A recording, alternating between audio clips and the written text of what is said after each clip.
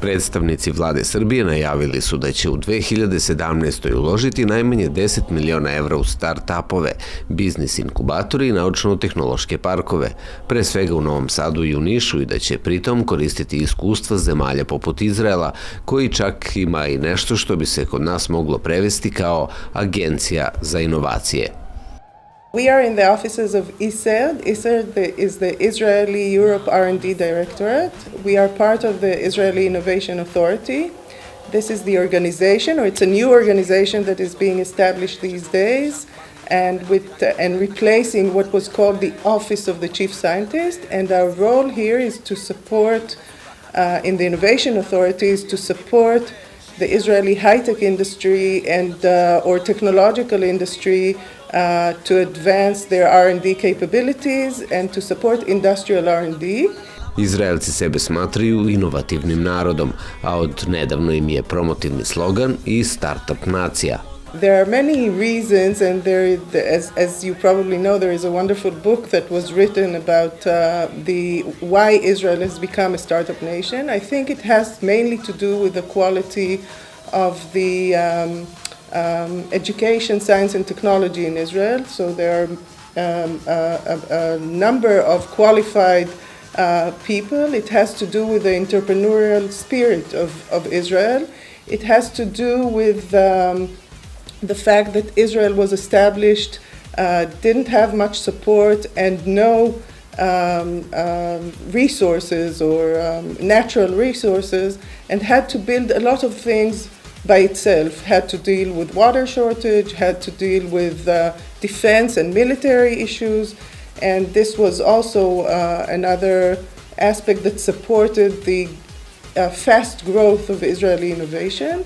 It has to do with Israeli mentality and culture, that people here are not afraid to fail, that people here are pushing to create, that people here see their vision as establishing a company and succeeding. Izrael se strašno trudi u tehnološkom smislu da bude tu među vodećim zemljama sveta.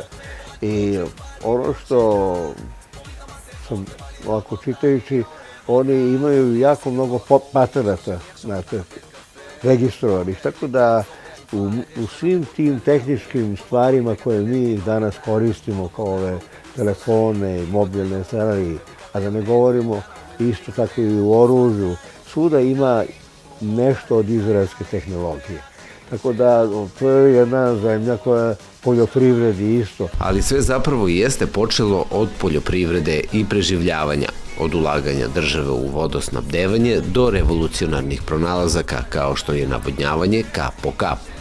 I upravo se tu pokazao i preduzetnički duh, jer je odmah osnovana i firma koja će pronalazak da pretvori u industrijski proizvod. Our slogan is grow more with less. The main idea behind this slogan is to help the farmers that are our clients to grow more using less resources. When we speak about resources, we speak about energy, water and fertilizers.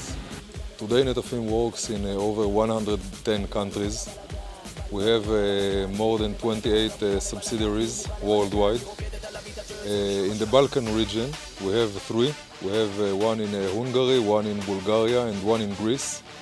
And we are increasing the activity year after year.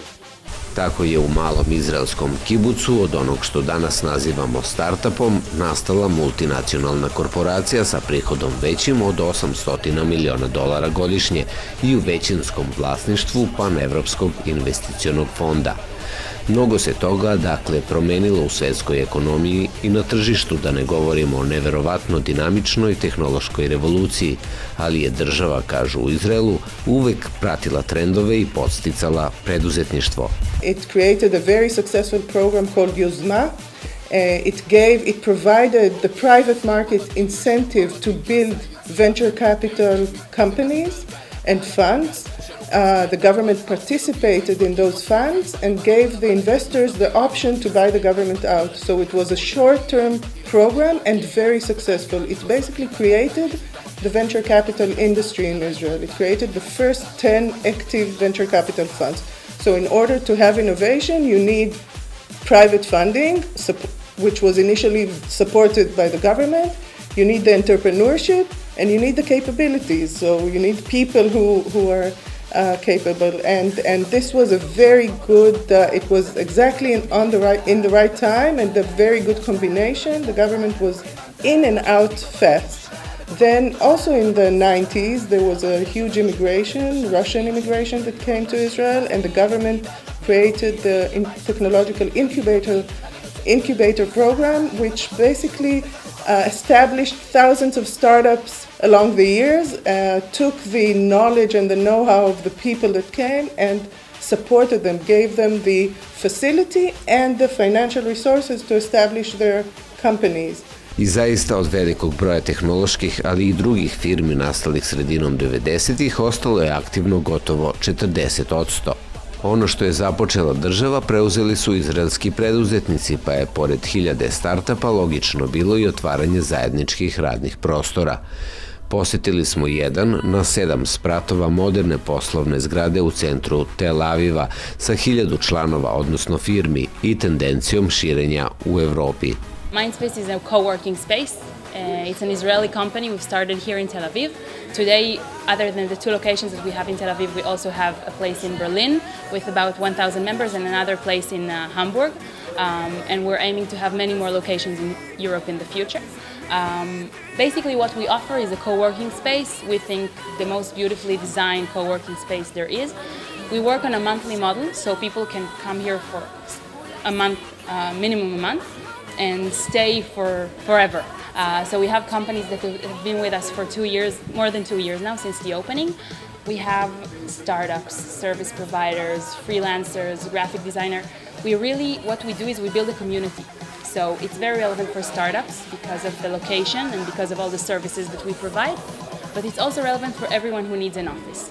So let's say there is a startup sitting here and he needs some sort of service, he comes to us, there is a team of community managers, we know everyone, we know what everyone is doing, and we know how to connect them. So if you need a lawyer's advice, or if you need a new accountant, or even if you need a new logo and you just need a designer, you come to us and we help you find the relevant person. Za Rachel nema sumnje da se i velike kompanije menjaju i da napuštaju filozofiju konzervativnog radnog prostora.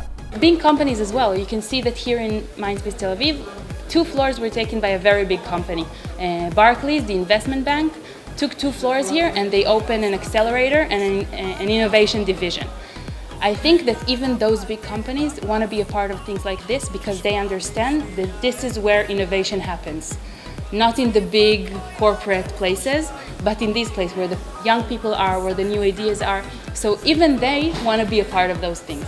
A hiljade kreativnih, mladih ljudi sa idejom i preduzetničkim duhom koji ne zna za reč neuspeh, idealno je mesto i za lovce na startape, odnosno manje ili veće investicione fondove.